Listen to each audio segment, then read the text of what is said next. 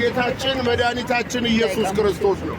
በእርሱ የሚያምን ሁሉ የዘላለም ሕይወት እንዲኖረው እንጂ እንዳይጠፋ እግዚአብሔር አንድ ልጁን እስኪሰጥ ድረስ ዓለምን ሁሉ እንዲሁ ወዷልና። በእርሱ የሚያምን አይፈረድበትም። በእርሱ የማያምን ግን በአንዱ በእግዚአብሔር ልጅ ስላላመነ አሁን ተፈርዶበታል ይላል ቅዱሱ ቃል። ወገኖች ሆይ ለሰው አንድ ጊዜ ሞታል። ከሞት በኋላ ግን ለሰው ሁሉ ፍርድ አለ። ከዘላለም ሞት ከዘላለም ፍርድ ከኃጢአት ደሞዝ የሚያድነን በቀራንዮው መስቀል ላይ ደሙን ያፈሰሰልን የሞተልን በሦስተኛው ቀን የሞትን ጣር አጥፍቶ የተነሳው የትንሣኤው ጌታ ኢየሱስ ብቻ ነው የሚያድነው።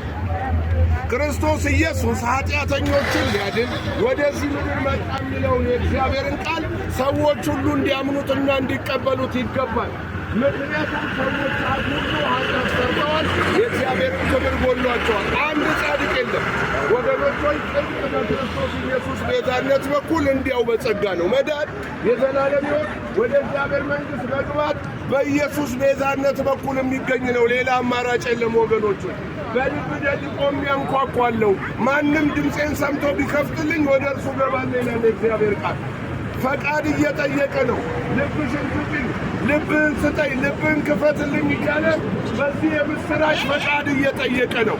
ንስሐ ግቡ፣ የእግዚአብሔር መንግሥት ቀርባለች። ኢየሱስ ክርስቶስ ያድናል።